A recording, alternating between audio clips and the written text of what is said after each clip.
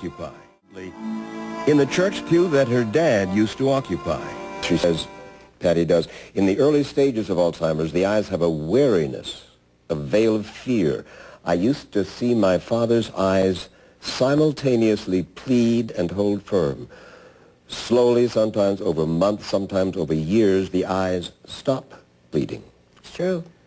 A resignation, an acceptance of distance, strangeness, a life far from home. You know the look when you see it, and the only mercy is that the fear seems to have subsided. Yeah, it's true. It's true. That's what you recognize in... Whole different look in the eyes. Whole different look. Mm-hmm. You know, it really... It's been said often, of course, and it's true. It really is the long, long goodbye. Mrs. Reagan says that she's comforted today by the letters President Reagan wrote her over the years. Letters, she says, that bring her husband back to her. Letters like this one he wrote aboard Air Force One, which reads in part, "When you aren't there, I am no place, just lost in time and space. I more than love you. I'm not whole without you."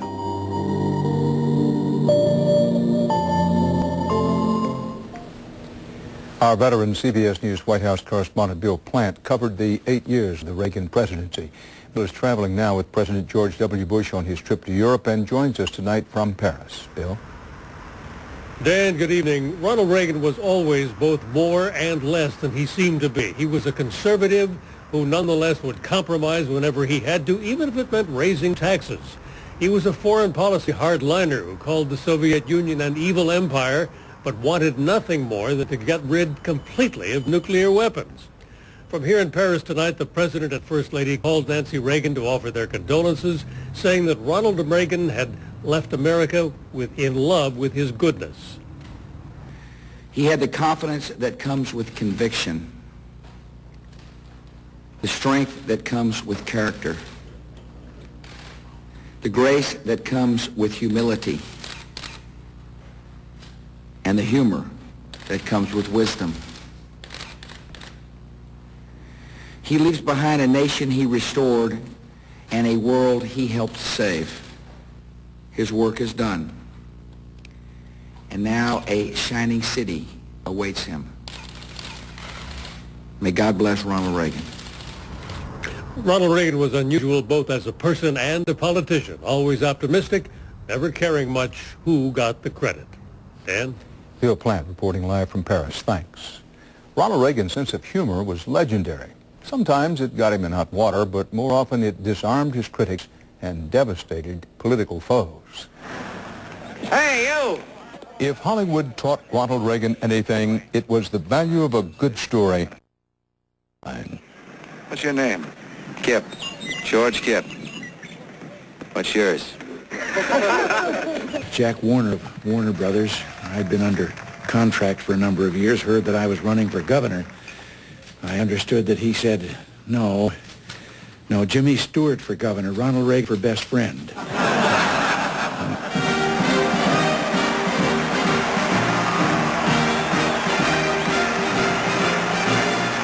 Washington had never seen anything quite like him. A one-time liberal Democrat turned Republican conservative who could disarm critics, even the press, with a sly comeback. Mr. President, in talking about the continuing recession tonight, you have blamed mistakes of the past, and you have blamed the Congress. Does any of the blame belong to you? Yes, because for many years I was a Democrat. Reagan clearly relished the job, missing no opportunity to joke about his favorite targets: communism, big government, high taxes. Not too long ago, I was asked to explain the difference between a small businessman and a big businessman. And my answer was that a big businessman is what a small businessman would be if only the government would get out of the way and leave him alone. His adversaries learned a hard lesson. Governor Reagan, again, typically is against such a proposal. Governor, there you go again.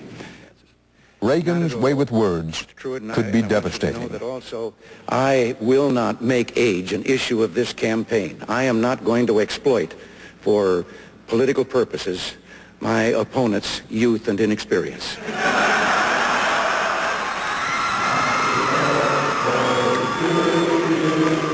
Reagan exploited his own age to a fare-thee-well. He was nearly 70 when he became president, 78 when he left office. One of my favorite quotations about age comes from Thomas Jefferson. He said that we should never judge a president by his age, only by his work. And ever since he told me that, I've stopped worrying. You been getting any lately? Overtime, you mean? His years at Warner Brothers got him something else, a quick sense of humor that carried him through countless blow-ups and breakdowns on the set.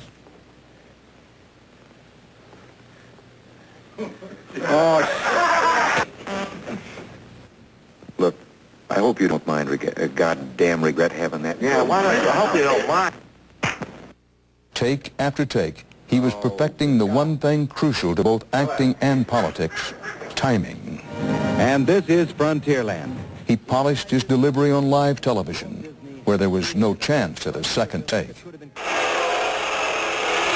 As California governor, he served during troubled times, and early on there were a few rare public displays of temper. Wait a minute. Come on, I didn't extract any agreement. Confronted with anti-war marchers, campus demonstrators, hippies, his humor turned sarcastic. His hair was cut like Tarzan, he acted like Jane, and he smelled like Cheetah. But 8 years in Sacramento taught him the value of restraint, even if it meant turning the other cheek with the press. I was going to have an opening statement, but I decided that what I was going to say, I wanted to get a lot of attention, so I'm going to wait and leak it. So he quickly gained a reputation as the Teflon president, to whom bad news did not stick. Even many of his harshest detractors found him charming, and the Reagan humor was often a hit with the press corps, too. now I've been told that this is all off the record and that the cameras are all off. Is that right? Huh? I was told that because I've been waiting years to do this. Ronald Reagan also guessed right about communism, the evil empire as he called it. A bankrupt ideology, he insisted, on the wrong side of history. Mr. Gorbachev, tear down this wall.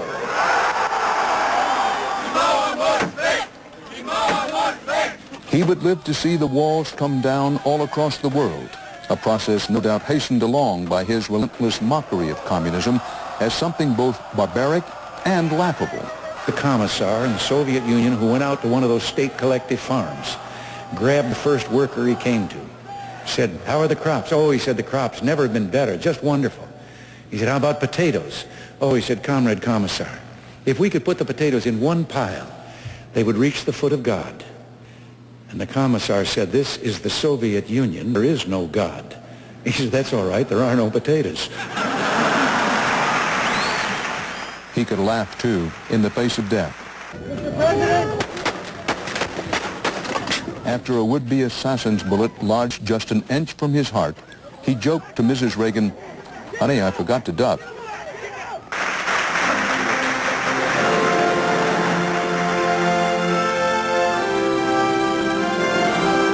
It was almost 6 years from his last day at the White House to the announcement in late 1994 that Ronald Reagan's long goodbye had begun, his world and his wit shrouded by the darkening shadow of Alzheimer's disease.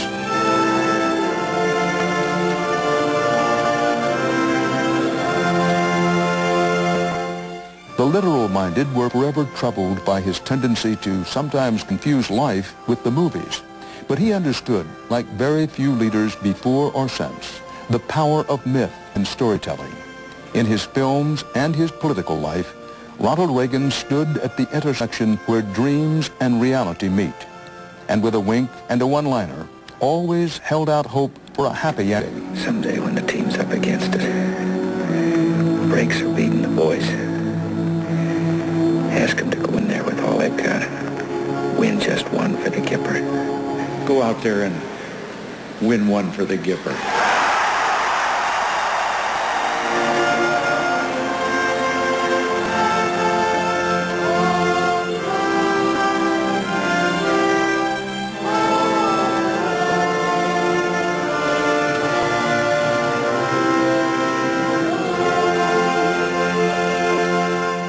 I'm Dan Rather.